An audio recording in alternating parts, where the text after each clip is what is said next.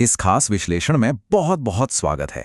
आज हम इतिहास के एक ऐसे वास्तुकला चमत्कार की गहराई में उतरने वाले हैं जिसने सदियों से दुनिया भर के बड़े बड़े इंजीनियरों का दिमाग घुमा रखा है। स्क्रीन पर जो नाम है ना, ये कोई आम मंदिर नहीं है।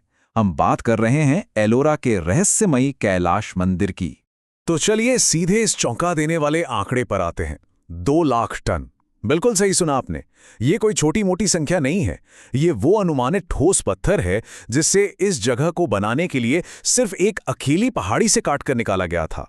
जरा कल्पना कीजिए, बिना किसी भारी मशीनरी या डायनामाइट के, सिर्फ छीनी और हथौड़े के दम पर इतना विशाल पहाड़ खोखला कर दिया गया। आज की मॉडर्न टेक्नोलॉजी के लिए भी ऐसा कर पाना लगभग नामुमकिन सा लगता है। और यहीं से हमारे सामने सबसे बड़ा रहस्य खड़ा होता है। आखिर इतना सारा पत्थर निकाला कैसे गया? और उससे भी बड़ा सवाल, वो सारा मलबा गया कहाँ?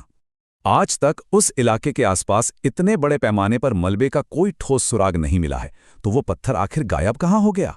यही वो सवाल है जो आज हमारी इस पूरी चर्चा का केंद्र बिंदु रहेगा। भाग 1, एक असंभव मोनोलिथ या एकाश्मा। तो सबसे अहम बात यह है कि इस मंदिर को आम इमारतों की तरह ईंट या पत्थरों को एक के ऊपर एक रखकर नहीं बनाया गया था। मतलब नीचे से ऊपर की ओर नहीं, बल्कि इसे एक ही विशाल चट्टान को ऊपर से नीचे की ओर बेहद सावधानी से तराश कर बनाया गया है। ये कुछ वैसे ही है जैसे कोई मूर्तिकार एक पत्थर से मूर्ति उकेरता है, लेकिन यहाँ पूरी की पूरी इमारत उकेरी गई है। बस उस सटीकता के बारे में सोचिए, एक भी गलत वार और पूरा का पूरा ढांचा हमेशा के लिए बर्बाद हो सकता था। अब जरा इसके स्केल पर गौर करते हैं। 300 फीट की लंबाई और 96 फीट की ऊंचाई, और ये सब सीधे एक बेहद कठोर बेसाल्ट पहाड़ी से उकेरा गया है। ये सिर्फ एक इमारत नहीं है, बल्कि एक पूरी पहाड़ी है जिसे तराश कर दुनिया की सबसे बड़ी मोनोलिथिक संरचना में बदल दिया गया। ये पैमाना अपने आप में बिल्कुल अनबिलीवेबल है। भाग 2, निर्माण के मास्टरमाइंड।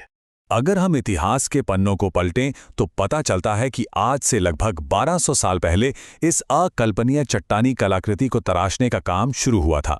इसका पूरा श्रेय जाता है राष्ट्रकूट राजवंश को, और खास तौर पर उनके दूरदर्शी शासक राजा कृष्ण प्रथम को, जिनका शासनकाल 756 से 773 ईस्वी तक था। ये उनके ही शासन की महत्वाकांक्षा थी जिसने इस असंभव से लगने वाले काम को संभव कर दिखाया। और इतिहास में स्मारक का क्या महत्व है, इसे मशहूर इतिहासकार विलियम डेलरिम्पल के शब्द बहुत अच्छे से बयां करते हैं। वो कहते हैं कि यह कैलाश मंदिर के बेजोड़ वास्तुकला महत्व की एक गहरी अंतर्दृष्टि देता है। इससे ये बिल्कुल साफ हो जाता है कि ये मानव इतिहास की उन चुनिंदा वास्तुकला कृतियों में से है जो अपने समय से सदियों आगे थीं।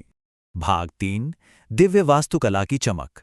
अब यहाँ जो सबसे दिलचस्प बात है ना, वो ये कि इन प्राचीन कारीगरों ने एक कठोर, बेजान बेसॉल्ट चट्टान को भक्ति के एक महाकाव्य में बदल दिया।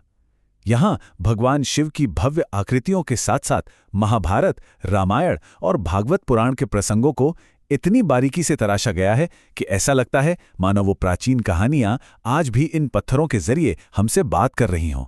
और शायद इसीलिए ये अद्वितीय कलाकृति वैश्विक स्तर पर मान्यता प्राप्त है। ये यूनेस्को द्वारा सूचीबद्ध एलोरा गुफा परिसर का सबसे चमकता हुआ रत्न है। ये सिर्फ भारत की नहीं, बल्कि पूरी दुनिया की एक ऐसी अनमोल विरासत है जो हमें हमारे शानदार अतीत की याद दिलाती है।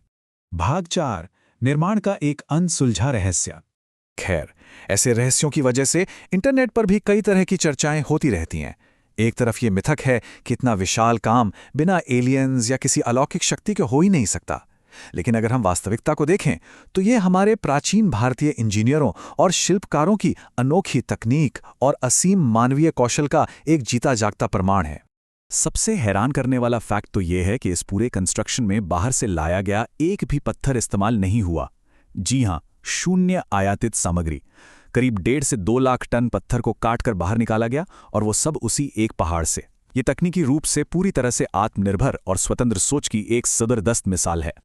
तो अंत में हमारे सामने बस यही सवाल रह जाता है, वो कौन सा प्राचीन ज्ञान था, वो कौन सी तकनीकें और मानवीय कौशल थे जो आज समय के साथ कहीं खो गए हैं? उन प्राचीन शिल्पकारों ने इस असंभव को कैसे हासिल किया? कैलाश मंदिर सिर्फ अपने आकार से ही हमें हैरान नहीं करता, बल्कि इंसान क्या कुछ कर सकता है उसकी असीमित सीमाओं की भी याद दिलाता है। इस विश्लेषण में साथ जुड़ने के लिए बहुत बहुत शुक्रिया। चलिए ज्ञान की इस खोज को ऐसे ही आगे बढ़ाते रहें।